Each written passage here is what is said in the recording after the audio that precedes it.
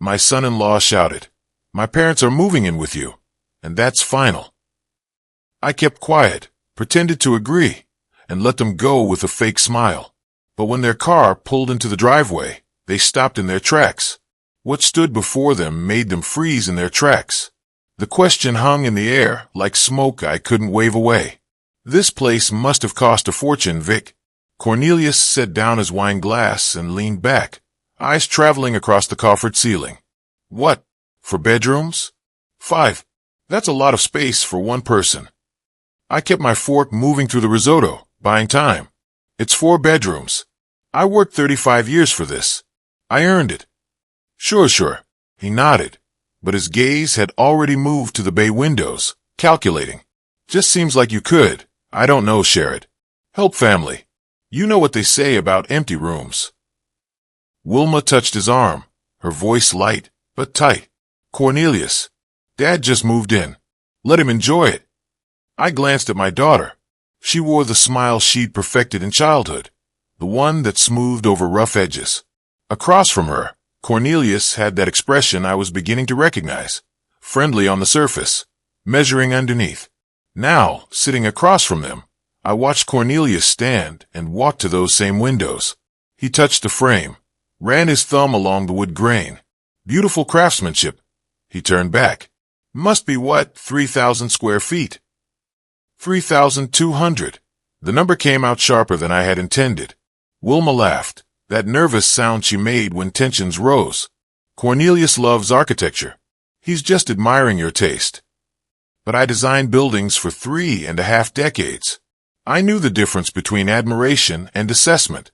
Cornelius wasn't appreciating the house. He was inventorying it. The thing is, he continued, settling back into his chair, it's a shame to waste space when people need it. My parents, for instance, they're having some financial difficulties. Nothing serious, but you know how it is with rent these days. There it was. Not hypothetical people, specific people. Present tense needs. I cut into my chicken, the knife scraping porcelain. I'm sorry to hear that. They'd love a place like this. Cornelius reached for more bread, casual as if discussing weather. Upstairs would be perfect for them. 2 bedrooms up there, right? Their own bathroom. Wouldn't even know they were around. My jaw tightened. I designed enough multifamily units to know that nobody in a 3,200 square foot house goes unnoticed. The upper floor is for my drafting studio and guest room. Guests? Cornelia smiled. How often do you have guests, Vic? Wilma shifted in her seat. Dad has friends from the firm. They visit. Do they? Cornelius looked at me, eyebrows raised. I met his stare. 35 years of client meetings had taught me not to flinch under pressure. I value my privacy, Cornelius. I bought this house for peace, to have space that's mine. Of course. He spread his hands, magnanimous. I'm just saying it's a lot of house for someone on their own. Seems lonely. I prefer it. The words landed flat on the table. Wilma's fingers traced her wine glass stem. Cornelius studied me, his expression shifting to something harder, more calculated. Then he smiled again, bright and hollow. Well, it's your place, your rules. He raised his glass to new beginnings. I lifted mine. The crystal caught the light, fracturing it into small, sharp points. We finished dinner with smaller talk, but the earlier conversation pressed between us like a third guest. When Cornelius excused himself to use the restroom, Wilma leaned forward. He didn't mean anything by it, Dad. He thinks out loud sometimes. I nodded, not trusting my voice. She wanted to believe her husband's questions were innocent. I'd spent enough years reading blueprints to recognize foundation cracks before walls showed damage. Cornelius hadn't been thinking out loud. He'd been testing load-bearing walls. He returned, and we moved through the rituals of departure. At the door, Wilma kissed my cheek. Love the house, Dad. Really? Cornelius shook my hand, his grip firm and lingering. Think about what I said. Vic, empty rooms, family in need. Just think about it. I watched through the bay window as their taillights disappeared down the street. The house settled around me, floorboards creaking in the sudden quiet. My reflection stared back from the dark glass. A 64-year-old man who'd built his career on understanding structures, support systems, weight distribution. Cornelius's words echoed in the empty space. Not a request, not even a suggestion. A survey of terrain before an assault. I gripped the window frame, knuckles whitening against the wood. Somewhere in my chest, something that had been warm and open began to cool and harden. I'd spent decades designing buildings that could withstand pressure, calculating stress points and reinforcement. Now I recognized the signs in myself. I barely slept. When headlights finally swept across my lawn just before 10 o'clock, I wasn't surprised. Cornelius climbed out alone. Through the glass, I watched him straighten his jacket, roll his shoulders like a boxer before a match. I opened the door before he knocked. "Vic." He stepped inside without waiting for invitation. "We need to talk." "Where's Wilma?" "Getting coffee. She'll be here soon." He moved into the living room. Same assessing gaze as last night, but sharper now. The pretense had thinned. "I'll be direct. My parents need a place to stay. You have this entire upper floor sitting empty. They're moving in this weekend." I closed the door slowly, buying seconds. "No." He turned, almost amused. "No. I bought this house for myself, for my peace." I kept my voice level. "I don't want roommates, family, or otherwise. Wilma's going to be really disappointed." Cornelius sat on my couch, spreading his arms across the back, claiming space. "We always thought you were someone we could count on when family needed help." The manipulation was so obvious, it almost made me laugh. "I helped when you needed the down payment for your house. I paid for your wedding. I'm done being counted on to solve your problems." His jaw tightened. "This isn't about money, Vic. It's about family taking care of family. Then take care of them yourself. You have 3 bedrooms. We need our space. Privacy. We're trying for a baby." The rationalization was seamless. Practiced. I wondered how many times he'd rehearsed this. "So, you want me to give up mine? You're alone here. What do you need privacy from?" The front door opened. Wilma stepped in, coffee carrier in hand, and stopped when she saw us. The tension must have been visible, mapped across the room like architectural stress lines. "Dad." "Cornelius." Her voice was careful. "What's going on?" "Your father's being difficult." Cornelius's ultimatum, "My parents are moving in with you, and that's final," was met with Wilfred's calculated silence and a fake smile. Wilfred, having been an architect who understood load-bearing structures and calculating pressure, recognized the assault on his privacy and decided to employ a defensive architectural strategy. When Cornelius and Wilma pulled into Wilfred's driveway with Cornelius's parents in tow, they froze because Wilfred had visibly changed the structural layout of the house to eliminate the empty space they intended to claim. Wilfred had used his architectural skills and resources to immediately bifurcate the house and make the upper floor unusable or unavailable to them, proving his absolute right to the space and invalidating Cornelius's argument about empty rooms. The sight that made them freeze was Wilfred's house was no longer a single-family home with empty space, but a sudden, active construction zone on the upper floor, focusing on the 2 bedrooms and bathroom Cornelius had targeted.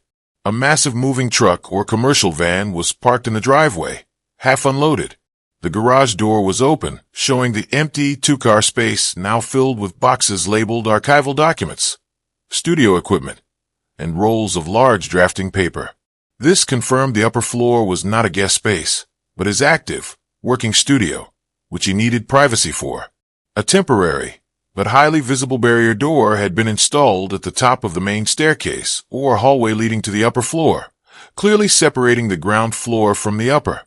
This could be a temporary door, plywood barricade, or a chain and construction sign reading "Private Studio, Authorized Access Only, High-Value Equipment." Wilfred, the architect, didn't just put up a sign. He physically demonstrated the immediate use of the space. Large windows on the upper floor were open, with drafting tables, lights, and work surfaces visible, showing the space was now a functional, non-residential studio. A professional architect sign was planted on the front lawn next to a "No Trespassing" sign, reading Vic Myers Architectural Consulting, new studio location. The visual message was clear and immediate. The space is not empty. It is actively claimed and professionally utilized. This countered Cornelius's entire argument that Wilfred was wasting space and alone, making it impossible for them to move his parents in without literally displacing the tools of Wilfred's decades-long career. It was the architectural equivalent of putting up a keep-out sign, unarguable and decisive. Cornelius didn't look at her, keeping his eyes locked on mine. Wilma set down the coffees, pulled off her coat. Difficult about what? About helping family. Cornelius leaned forward now, elbows on knees. About doing the right thing. She looked between us, confusion creasing her forehead. Then understanding dawned, and with it something that made my chest tighten. Not surprise. She'd known this was coming. Dad. Wilma sat on the armchair, hands clasped. Maybe it wouldn't be so bad. You'd have company. You wouldn't be alone. The words hit harder than Cornelius's demands. My daughter siding with him, using the same script. Wilma, I want to be alone. I earned that right. But if family needs help. Your husband's parents aren't my family. The words came out harder than I had intended. Wilma flinched. Cornelius smiled. There it is. The real Victor Torres, selfish, isolated, can't be bothered with anyone else's problems. That's not fair. But Wilma's protest was weak. Isn't it? Cornelius walked toward me, and I held my ground. He has 4 bedrooms. We're asking for 2. Temporary, until they get back on their feet. But he can't spare the space. Won't even consider it. I have considered it. The answer is no. Cornelius stopped inches away. I could smell his cologne, expensive and cloying. When he spoke, his voice dropped to something cold and flat. Listen, Vic, I'm not asking. My parents are moving in with you. Saturday, we're bringing them. End of discussion. The silence stretched. Wilma stared at the floor. I looked at her, willing her to meet my eyes, to see what her husband was doing. She wouldn't look up. Something broke inside me then. Not loud or dramatic. Just a clean snap, like a cable under too much tension. I'd raised Wilma alone after Sarah died, paid for her education, walked her down the aisle, welcomed Cornelius into our family, and now she sat there, head down, letting him dictate terms in my own house. I looked back at Cornelius. His expression was triumphant, confident. He thought he'd won, thought the ultimatum would crumble whatever resistance I had left. I nodded slowly. Okay, Cornelius. His eyebrows rose slightly. Okay, Saturday. The word tasted like iron. The smile that crossed his face was pure satisfaction. Good. Smart choice. You'll see. It won't be that bad. Barely noticed them. He moved toward the door, Wilma trailing behind him. She finally looked at me, and I saw uncertainty there, maybe even guilt, but not enough to change anything. Thanks, Dad. Her voice was small. I didn't respond. Couldn't. They left, and I listened to their car start, back out, drive away. Then I returned to the window, the same spot where I'd stood last night. But everything had shifted. The reflection looking back at me wasn't the same man. That warmth I'd felt moving into this house, that hope for peaceful retirement gone, replaced by something colder, sharper, more focused. Cornelius thought my nod meant surrender. He'd misread the blueprint entirely. I'd spent 3.5 decades calculating stress points, understanding where structures failed, how to reinforce against pressure. Now I applied those same principles to a different kind of architecture. Saturday for days away, not much time. But then, I'd built entire buildings in less. The plan was already forming, precise and methodical. First step, boundaries, legal, unbreakable boundaries. I'd need documentation, witnesses, everything by the book. Cornelius wanted to treat my house like his property.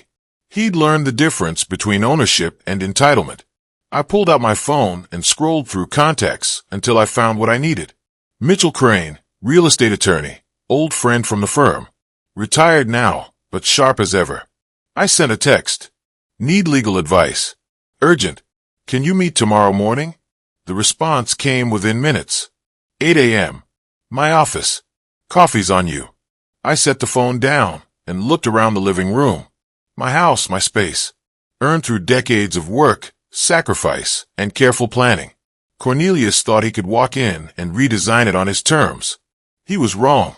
I woke at 5:30 Sunday morning, not because I couldn't sleep, but because I had work to do. The notebook sat on my kitchen table, already half filled with documentation from the night before. Cornelius's exact words, times, Wilma's presence. An architect learns early that details matter. I applied that same precision to this legal problem. My parents are moving in Saturday. We're bringing them.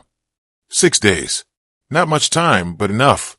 By 9, I found Margaretchen online, property law specialist, 30 years experience. I requested her earliest appointment. The response came within an hour. Monday, 8:30. I drove downtown through light traffic. Margaret's office occupied a renovated building near the courthouse. All clean lines and organized spaces. She was younger than expected, maybe 50, sharp-eyed behind rimless glasses. "Mr. Torres, tell me what's happening." I slid my notes across her desk. My son-in-law informed me his parents are moving into my house. When I refused, he said it wasn't a request. "Saturday," he said. "We're bringing them Saturday." She scanned my documentation. "You're the sole property owner. Purchased last month. Titles in my name. Any prior agreement for them to stay?" "None." I refused multiple times. She sat down the notes. "Mr. Torres, you're the property owner. Nobody can force you to house anyone, but there's something critical you need to understand." I waited. If they move in and stay 30 days, they establish residency. Even without a lease, the law protects them. Eviction requires court proceedings. Months, thousands in fees. My jaw tightened. So they move in uninvited, and I'm trapped. If you let them in, yes. Once they cross your threshold, the law shifts. But if you prevent entry entirely, she smiled slightly, you can refuse access to anyone. It's your property. So I stopped them at the gate. Exactly. Don't let them onto your property at all. She pulled a legal pad closer. I'll prepare an official notice of no trespass. Have law enforcement present Saturday. If they attempt entry, they're breaking the law. We spent an hour on details, notice language, sheriff arrangements, what to say. When I left, I carried a folder of documents and a clear strategy. Tuesday, I called a security company. By Wednesday afternoon, for cameras covered my perimeter, feeding to my phone. The installer showed me the system. Motion alerts here. Live feed here. You'll know if anyone approaches your gate. He handed back my phone. Top of the line, Mr. Torres. I tested it twice. Perfect clarity. Perfect coverage. Wednesday evening, Wilma called. "Dad, just confirming Saturday. We're bringing Harold and Beverly around, too. Thanks so much for understanding. Cornelius really appreciates this." Her voice was bright, cheerful, oblivious. I kept mine neutral. "See you Saturday, Wilma." Great. They're so excited. The moving truck's already reserved. Maybe I could come by Sunday and help them settle in. My hand tightened on the phone. She'd already planned the aftermath, assumed cooperation, built a future where I simply absorbed her husband's demands. We'll see how Saturday goes. Perfect. Love you, Dad. She hung up. I stood in my kitchen, phone cooling in my palm, feeling that last thread of doubt snap. She hadn't asked if I was comfortable, hadn't questioned anything, just informed me of the details, assuming compliance, exactly like Cornelius. Thursday and Friday, I confirmed the sheriff's availability. 2 officers, civil standby service. Saturday at 1:30. I reviewed Margaret's documents until I'd memorized key phrases. I practiced my statements, stripped them to facts, removed emotion.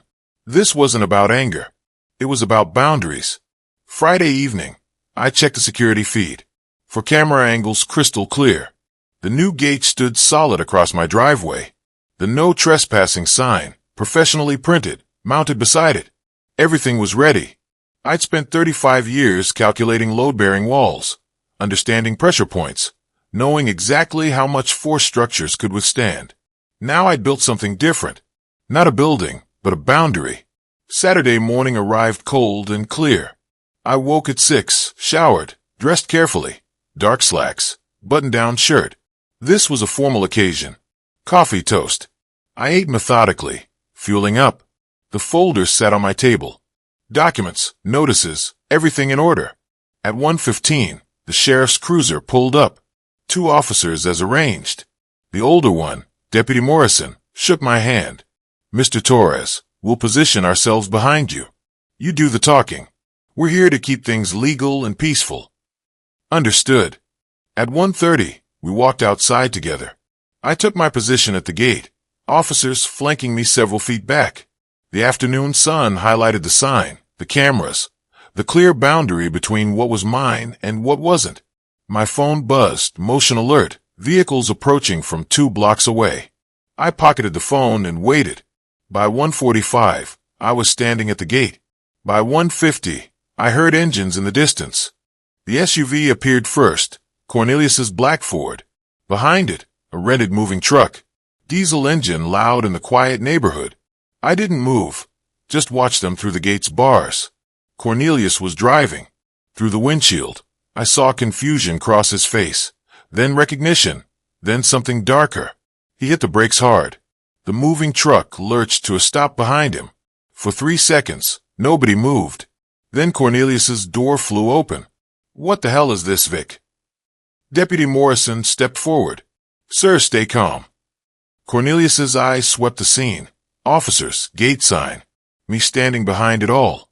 What are you doing? We talked about this. You agreed.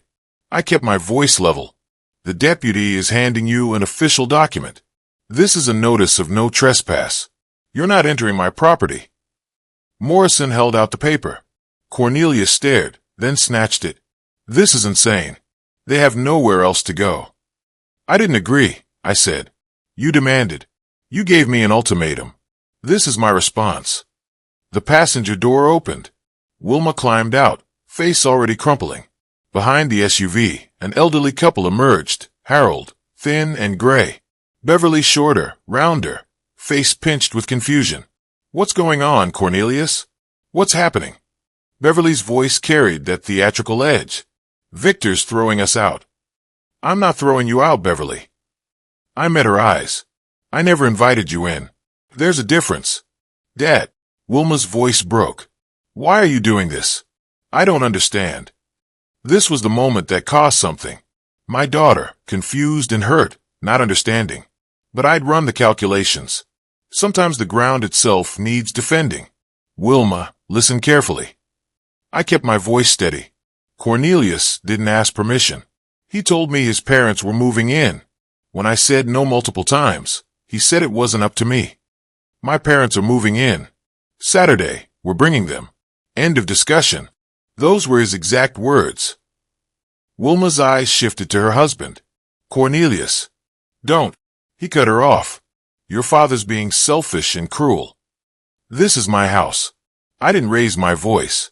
I worked 35 years for it. I have the right to decide who lives here. That's not selfish. That's ownership. Mr. Torres is the property owner, Morrison confirmed. He has every legal right to deny access. This notice makes it official. You need to leave. Cornelius rounded on him. We'll sue. We'll take him to court. That's your right, Morrison said calmly. But right now you need to leave. What Mr. Torres is doing is completely legal. Beverly stepped forward, hands trembling, voice catching. You're throwing old people out on the street. What kind of man does this to family? You were never on my street, Beverly. You're not homeless. You're uninvited. We needed help. Family helps family. Family asks. Family accepts answers. Cornelius did neither. Harold stood silent beside the truck, hands in his pockets. Our eyes met briefly. Something passed between us. Understanding, maybe, or just acknowledgement. Dad, please. Wilma had moved closer, tears streaming. Can we just talk about this? Work something out. There's nothing to work out. I said no. I meant no. Your husband chose not to hear it. But they're family. They're Cornelius's family. And even if they were mine, I'd still have the right to decide whether they live in my house. That right doesn't disappear because someone needs something. Cornelius's face had gone nearly purple. You're going to regret this. This isn't finished. Maybe not, but today is. I held his stare. Deputy Morrison has explained your options. Leave peacefully or be escorted. Those are your only choices. The moving truck driver leaned out his window. What do you want me to do? I got other jobs today. Cornelia spun toward him, then back to me, then to the deputy. The realization was settling. He had no leverage, no authority, no legal ground. Fine. The word came out like gravel. Come on. Beverly gasped. You're just going to let him do this? We don't have a choice, Mom. For the first time, Cornelius's voice held something other than anger. Defeat. He looked at Wilma. Get in the car. She didn't move immediately. Instead, she looked at me one more time. Mascara streaking her cheeks. Everything asking why. I held her gaze. Didn't soften, but didn't look away either. I'm sorry you're caught in this, Wilma.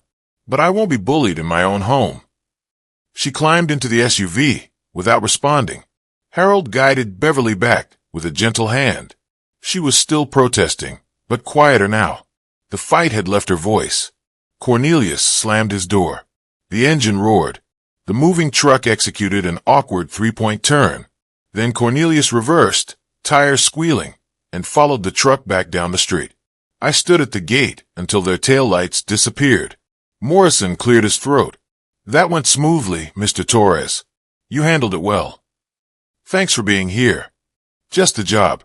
You've got all the documentation you need. Your attorney did good work. He nodded to his partner. We'll be going. They returned to their cruiser, backed out, left me alone. I turned and looked at my house. The cameras watching, the gate standing, everything I'd built, holding exactly as designed. The satisfaction wasn't hot or gleeful, just cold acknowledgement. I'd identified a problem, calculated a solution, executed a plan. I walked back to the house. At the door, I paused and looked back once more. The street was empty, normal, a Saturday afternoon where nothing remarkable had happened, except everything had changed. I defended my boundary, refused manipulation, but I'd also watched my daughter cry and drive away. I'd refused help to elderly people. I'd chosen principle over accommodation. The cost was real. The necessity was, too. Inside, the house felt different, not empty.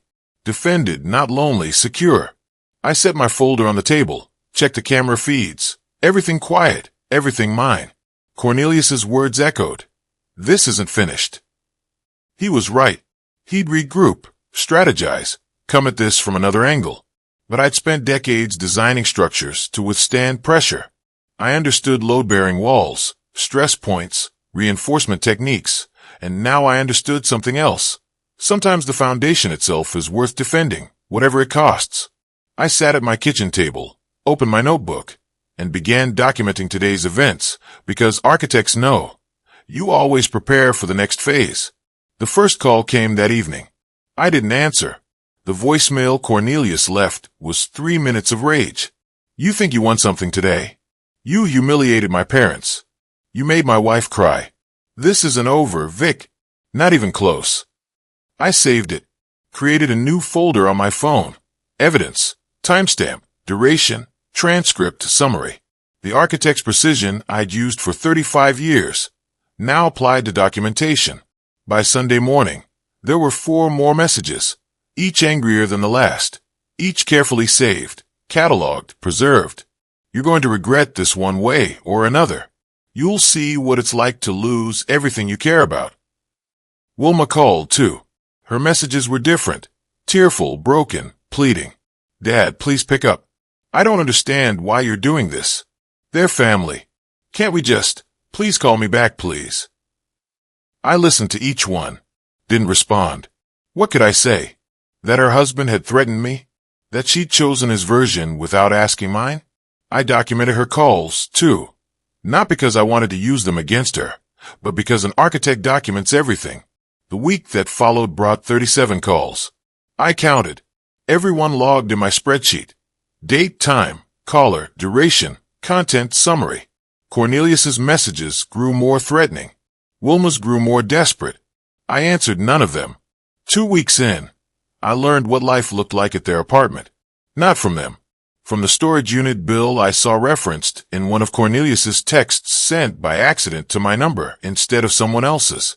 $180 monthly. Their 3-bedroom apartment now housed 7 people: Cornelius, Wilma, their 2 sons, Harold and Beverly. 5 adults and 2 kids in a space designed for a family of 4. I didn't feel satisfaction at this, just cold observation. They'd created this situation by demanding what wasn't theirs. Consequences follow choices. By early April, the messages stopped. Complete silence. Cornelius wasn't the type to give up or calm down. Silence meant strategy. 3 days later, the certified mail arrived. I signed for it, sliced open the envelope, unfolded the papers. Legal complaint, Multnomah County Circuit Court. Plaintiff, Wilma Torres Drake and Cornelius Drake. Defendant, Victor Torres. Cause of action, filial support obligation. My daughter was suing me. I read it twice, standing in my foyer, afternoon light, slanting through the windows. They were using an obscure Oregon statute about adult children supporting indigent parents, arguing I had a legal duty to house Harold and Beverly because they were family by marriage. The paper trembled slightly in my hand, not from fear, from pain. I called Margaret within the hour. "It's a filial support claim," she said after I'd read her the complaint. "Oregon has an old law in the books, rarely used. They're arguing you're obligated to house your daughters-in-laws because they're family by marriage and they're in need." Can they actually win this? Honestly, no. Her voice was steady, professional. The law requires proof of genuine need. Harold and Beverly receive Social Security. Plus, Cornelius earns what? $75,000 yearly. He has means to support them, but we still need to defend it properly. What do you need from me? Everything you documented. Every message, every voicemail, every text, all of it. I have it all. All of it. Every word he said since the driveway. Times, dates, content. 37 calls in 2 weeks. I kept everything. Mr. Torres, most clients don't think to document that thoroughly. She sounded almost impressed. Bring it all to my office tomorrow. And there's one more thing. All those threatening voicemails. Oregon's a one-party consent state for recordings. We're filing a counterclaim for harassment. We met the next morning. I laid out my evidence folder, organized chronologically. Each item labeled, cross-referenced. Margaret reviewed it piece by piece, nodding occasionally. "This is remarkably thorough," she said. "Their lawyer will try to paint you as heartless. We'll show them exactly who initiated the aggression." "Will they call Wilma to testify?" "Probably. Can you handle that?" I thought of the last time I'd seen her. Mascara streaking her face, choosing her husband's anger over her father's truth. "I'll handle it." "Good, because this ends in court, Mr. Torres, and with this evidence, it ends in your favor." The hearing was set for May 7th. The weeks between crawled. I reviewed Margaret's preparation, answered her questions, and provided additional documentation. Once late at night, I found myself looking at an old photo of Wilma. I set the photo face down and returned to organizing evidence. Sentiment wouldn't win cases. Facts would. May 7th arrived. I woke at 5, showered, dressed with the same care I'd use for a major client presentation. Dark suit, professional tie. By 7, I was drinking coffee. By 8, I was driving downtown. The Multnomah County Courthouse stood downtown, all concrete and glass. Margaret waited in the hallway outside courtroom 4B. Briefcase organized, expression focused. 20 minutes later, Cornelius arrived with Wilma and their attorney. Cornelius's eyes found mine, cold, defiant. Wilma wouldn't look at me at all. We were called in. The courtroom was smaller than expected. We took positions at separate tables. The judge entered, a woman in her mid-50s, neutral expression. The formalities began. Then their attorney stood. "Your Honor, this is straightforward. Mr. Torres owns a large home, 4 bedrooms. He lives alone. His daughters-in-laws, both in their late 60s, need housing. He refused, not for legitimate reasons, simply because he didn't want to be inconvenienced." He gestured toward me. Mr. Torres worked as an architect. He understands the value of shelter. Yet, he denies it to elderly family members. Under Oregon's filial support statutes, this may be legally obligated. He painted me as selfish, cold, refusing family in crisis. Made it sound like I turned away people begging on my doorstep. Then Wilma testified. She walked to the witness stand slowly, took the oath. Her attorney asked careful questions. She answered in a voice I barely recognized. Can you describe your relationship with your father? We've never been especially close. After my mother left, he focused on his work, maybe too independent. The words hit like a physical blow. I'd raised her alone from age 8. Every school play, every parent-teacher conference, every midnight fever. 27 years of single parenthood, erased in one answer. And when you asked for his help, he refused. Didn't even want to discuss it. Lies.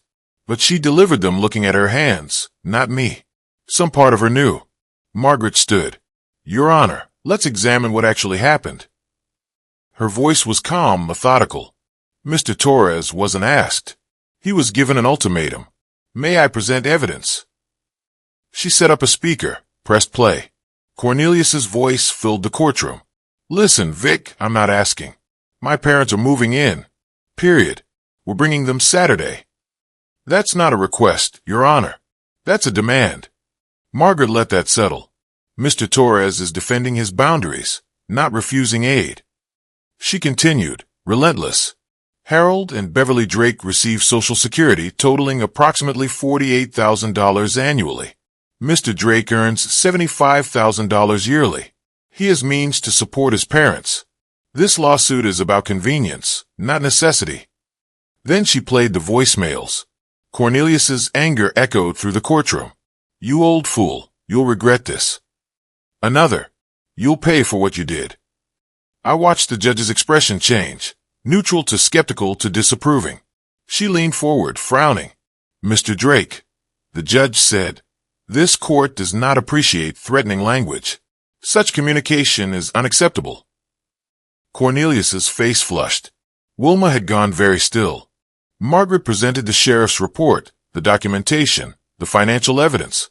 She dismantled their case piece by methodical piece. The judge reviewed the materials briefly. The filial support claim is dismissed. The evidence shows no genuine need. The dependents receive benefits. Mr. Drake has sufficient income. The plaintiff appears to have brought this action from anger, not necessity. She looked at Cornelius. Mr. Torres is awarded legal fees of $3,500. Court costs to the plaintiffs. The gavel came down. This matter is closed. Outside, Margaret made notes. Cornelius stormed past without a word. I watched him go, feeling no triumph, just tired validation. Then Wilma approached slowly, hesitantly. Dad. Her voice barely audible. I heard what Cornelius said on those recordings. I didn't know. He told me you just refused, that you were stubborn. I didn't know he threatened you. I looked at her, this woman who'd been my little girl, who just lied about our history. You didn't ask, Wilma. When Cornelius said I'd agreed, you didn't call to check. When he said we were bringing his parents, you didn't question if that's what I wanted. You just assumed I'd surrendered. Tears spilled down her cheeks.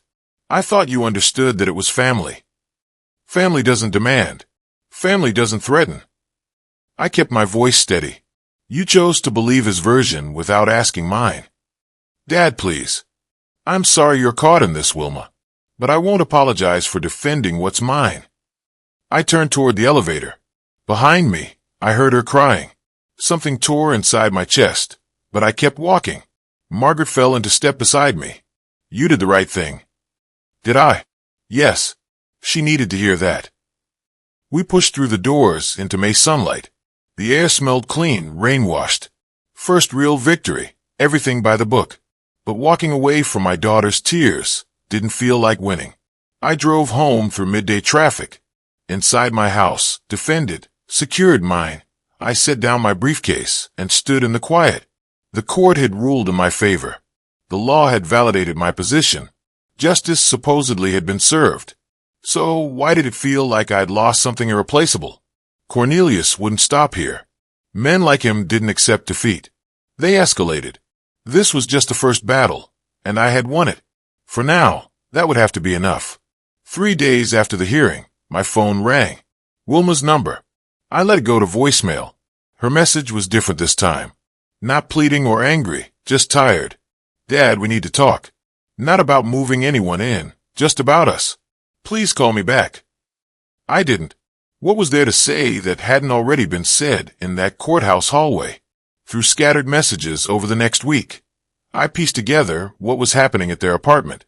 Cornelius blamed Wilma for the court loss. Beverly complained constantly. The boys acted out. The court costs sat unpaid.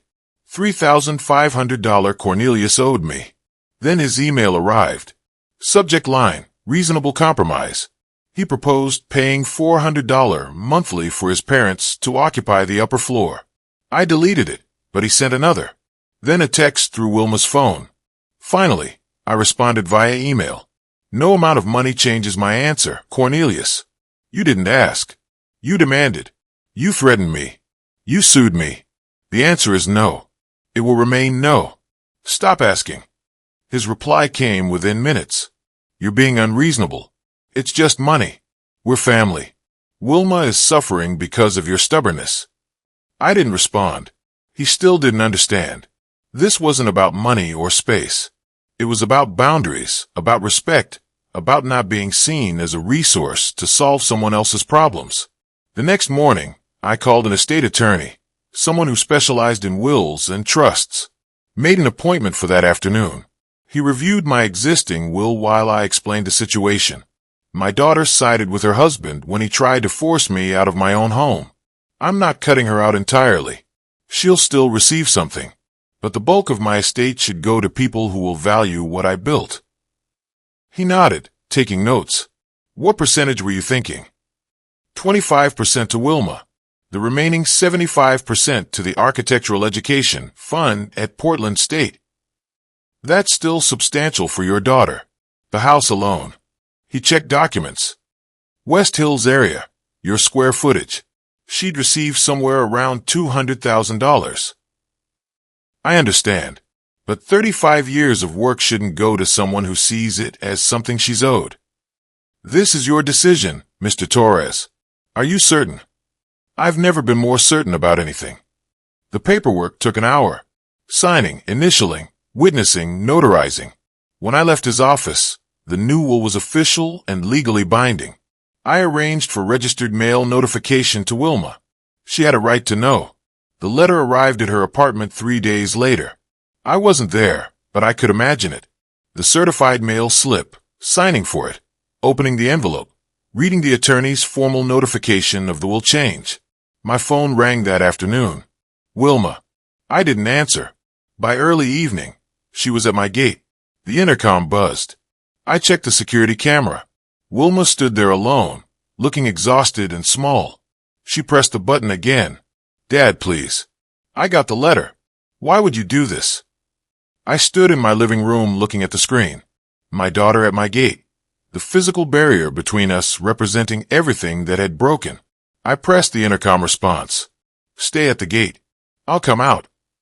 I walked outside slowly. The June evening was warm, light slanting golden through the trees. Wilma stood on the other side of the fence, hands gripping the bars. The will change, she said. Why? You sued me, Wilma. You stood beside your husband while he demanded my home. That showed me where I stand in your life. I'm still your daughter. Her voice broke. I made a mistake. I was trying to keep peace in my marriage. Can't you understand that? I understand you chose him. You chose his parents over your own father. You chose his demands over my boundaries. That was your choice. So, you're punishing me, taking away my inheritance. I shook my head. I'm not punishing you. I'm ensuring my life's work goes to people who will appreciate it, not to someone who sees me as a resource to solve her husband's problems. Dad, I love you. I know I made mistakes, but then you'll understand why I need to protect what's mine. I worked 35 years for this. I won't have it go to people who see it as something they're owed. You'll still receive 25%. That's substantial. But the rest goes to students who will value what architecture means. Tears streamed down her face. You're my father. I am. And you're my daughter. But that doesn't mean you get to decide how I live or what happens to my estate. Those decisions are mine. I didn't mean. Yes, you did. You meant for me to surrender, to accommodate, to give in because it was easier than standing up to your husband. I won't do that, Wilma. Not for anyone. I turned toward the house. Dad, please. Her voice cracked. Don't walk away, Dad. I kept walking up the driveway, up the steps, through the door. I closed it behind me and stood in the foyer, listening to her car start, back out, drive away. Inside, the house felt enormous and silent. I walked to my study, found the old photograph of Wilma at 7. I looked at it for a long moment, then set it face down on the desk. The pain was real, but so was the necessity. My phone rang, unknown number. I looked at the screen, let it go to voicemail. Whatever was coming next, it would come. I'd be ready. The pounding started just after 2 o'clock in the morning. 3 heavy blows on my front door. Then Cornelius's voice. Vic, open this door. We need to talk like men. I sat up in bed, heart hammering. More pounding, harder, continuous. I know you're in there. Stop hiding. Open up. I grabbed my phone, pulled up the security camera app.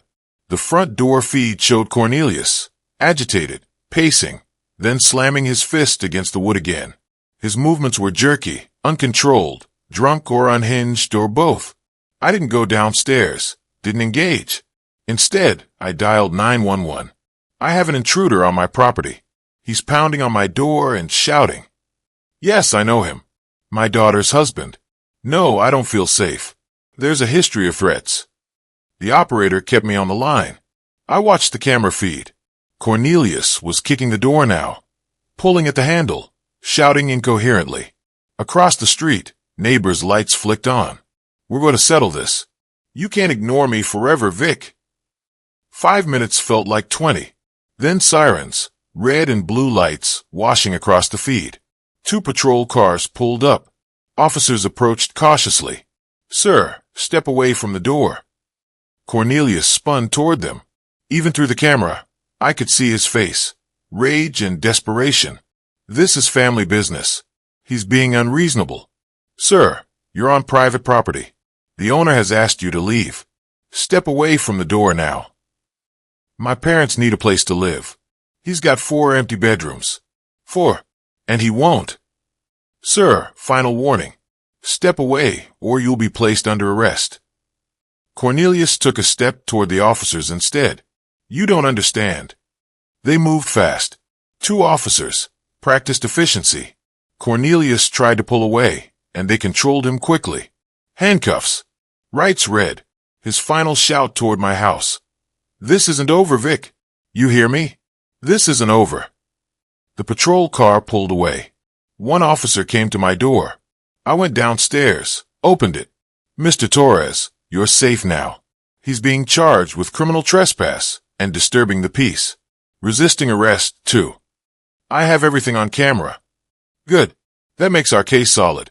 You'll probably hear from the DA's office. Get some rest. They left. I locked the door, stood in the quiet house. My hands were shaking slightly, adrenaline draining away. I checked all the cameras, backed up the footage to 3 separate drives. Cornelius had finally done what I couldn't, shown everyone exactly who he was. 7 hours later, the sun was rising. I'd slept maybe 2 hours. By 9, the intercom buzzed. Security cameras showed Wilma at the gate alone. She looked like she hadn't slept at all. I pressed the intercom. What do you want, Wilma? Dad, I need to talk to you. Not about Cornelius. About me, please. I hesitated then. Wait there. I went outside. She stood at the fence, hands empty, shoulders slumped. I bailed him out this morning, she said quietly. Saw him in the holding cell. He wasn't sorry, just angry. Angry at you. Angry at the police. Angry at me for not backing him up enough. She laughed, bitter and short. Dad, he didn't even realize what he'd done wrong. Coming here at 2 in the morning, pounding on your door, getting arrested. In his mind, you're still the problem. What did you expect? I don't know. I think I expected him to realize he'd gone too far, but he didn't. He still thinks he's right. Silence stretched between us. I've been blind, Wilma said finally. I heard those recordings in court. I saw the will change, and still some part of me thought, maybe you were being too harsh, too unforgiving. But seeing him in that cell, listening to him blame everyone but himself. She looked up at me. I see it now. I don't know what to do with what I see, but I see it. I studied my daughter, exhausted, defeated, finally honest. I didn't want this. I said softer than before.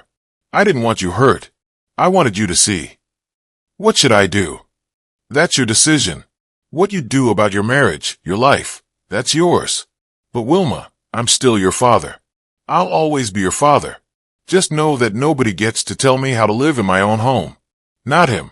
Not anyone. I know. I'm sorry I didn't see that before. I'm sorry I let him. She stopped, wiped her eyes.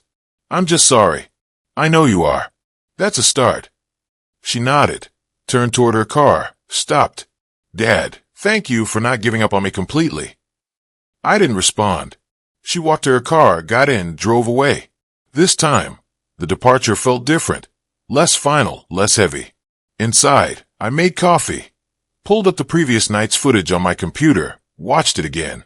Cornelius's arrival, the pounding, the police, the arrest. All of it time-stamped, archived, documented. By late afternoon, I received official notification. Restraining order issued. Cornelius Drake must maintain a minimum 100 yards distance from my property. Filed in his criminal record. Margachin called that evening. I heard about last night. You okay? I'm fine. It's all on camera. Of course it is. She sounded almost amused. I also heard Harold and Beverly found a senior apartment in Gresham, 1 bedroom, $900 a month. Cornelius is financially responsible for helping them. That explained the desperation, the midnight visit. He'd been cornered financially, legally, publicly, and instead of accepting defeat, he'd charged straight at the wall. I thanked Margaret, ended the call, sat in my living room as evening light faded to blue. The house was quiet, secure mine. The cameras had recorded everything. Every threat, every violation, every boundary crossed. I hadn't trapped Cornelius. I'd simply documented while he trapped himself. Sometimes the best strategy is just holding your ground and letting others destroy themselves against it. The text came on a Tuesday afternoon. Wilma, can we meet? Neutral ground, just us. Downtown coffee shop tomorrow at 10 o'clock. I stared at the screen for a full minute before typing back. Which one? She named a place on 3rd Street. I responded simply, I'll be there. I arrived first, claimed a corner table away from the windows, ordered coffee. When Wilma walked in 15 minutes later, I barely recognized her, thinner, hair pulled back simply, no makeup, showing exhaustion in her face. She looked like someone who'd stopped pretending. She sat across from me, ordered tea, waited until the server left before speaking. Dad, I filed for divorce last week. Papers were served 3 days ago. I wrapped my hands around my coffee cup. That's a big decision. It's the only decision. Her voice was steady. No tears. After that arrest, I thought maybe he'd see what he'd become. Maybe hitting bottom would wake him up. But he got worse. Blames me for calling you. Blames you for ruining everything. Blames his own parents for needing help.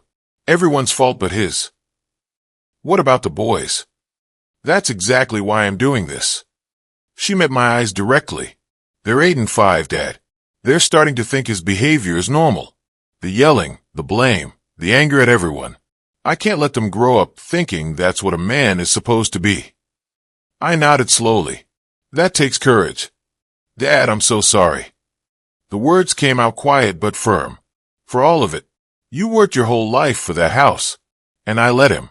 I helped him try to take it from you. I chose him over you when you were right the whole time. I didn't want to be right, Wilma. I wanted you to see clearly. I see now. I see what he is. What I let him become in my life. What I let him do. She paused. Can you forgive me? I looked at my daughter. Saw honesty. No performance, no defense, no excuse. I'm working on it. I said carefully. The hurt is real. But I see you're changing. That's a start. The will. She stopped, took a breath. I understand why you changed it. I'm not asking you to change it back. I just want my dad back. Trust has to be rebuilt, Wilma. Not with words, with time, with actions. We'll take it slow and see how things go. That's fair. That's more than fair. We talked for another hour. She'd found a one-bedroom apartment in Southeast. Small, affordable, clean. The boys shared the bedroom. She took the couch. Not ideal, but honest. A real start. When we stood to leave, she hugged me briefly. I let her. Same time next week? She asked. I'd like that. Over the following weeks, the divorce proceedings unfolded exactly as expected.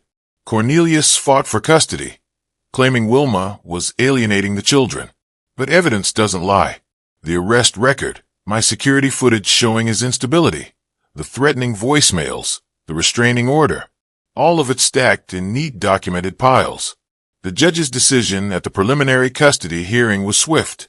Primary custody to Wilma. Cornelius received limited visitation rights, supervised initially, and was ordered to pay child support based on his income. Wilma called me the evening after the hearing. His lawyer tried to say you poisoned me against him, but the judge looked at everything, the arrest, the restraining order, your security footage. She said she saw a pattern of aggressive behavior and poor judgment. The evidence spoke for itself. Everything he did, you documented. You didn't have to destroy him, Dad. You just had to show people who he really was. What he tried to save by forcing his way into my house had cost him 3 times more in losses. I didn't celebrate this, didn't gloat, just noted it as fact. Cornelius had built his own trap, one bad decision at a time. I'd simply refused to be caught in it with him. Late one evening, my phone buzzed with a text from Wilma. Thank you for everything, for not giving up on me, even when I gave up on you. I looked at those words for a long moment, then typed back simply, You're my daughter. That never changed. 3 dots appeared, disappeared, appeared again. I know. I'm sorry it took me so long to remember what that means. The evening sun turned Portland's skyline copper and gold. I stood on my deck, glass of iced tea in my hand, and watched my grandsons chase each other across the lawn. August had arrived. Wilma and the boys, Marcus at 8, Leo at 5, had been visiting weekly since mid-July. They were different now, looser, lighter, away from the constant tension of their parents' deteriorating marriage. They'd started acting like kids again. They're happier, Wilma observed. I see it in how they play. Children know when something's wrong, even when adults pretend it's fine. She nodded, then turned to me. What about the will? I'm not asking you to change it back. I just want to know we're okay. We're getting there. Trust rebuilds slowly, Wilma. Right now, I see you're trying. You left an impossible situation. You're building a life that's honest. That matters. That's enough. That's more than enough. Grandpa, Marcus called out. Look how high I can swing. I'm watching. I called back. That's impressive. I'd never been particularly demonstrative with grandchildren before. Cornelius had made visits awkward, tense, performed. But now, with just Wilma and the boys, something had loosened in me. Not softness. I wasn't soft. Just room for this, for them. I'm not making excuses for what I did, Wilma said, returning to our conversation. But thank you for showing me the truth, for not giving up on me when I'd given up on myself. I didn't do this for revenge, I said. I did it to protect what's mine and to show you something important. What's that? That love doesn't mean submission. That family doesn't mean surrender. You can love someone and still have boundaries. You can be someone's father and still defend your own life. She was quiet for a moment, then nodded. I wish I'd learned that earlier, before I let him. You learned it when you were ready to learn it. That's how these things work. The sun sank lower, painting everything in warm light. In a few minutes, Wilma would gather the boys and drive away. I'd return to this house, mine, earned, defended, and sit in the quiet I'd fought for.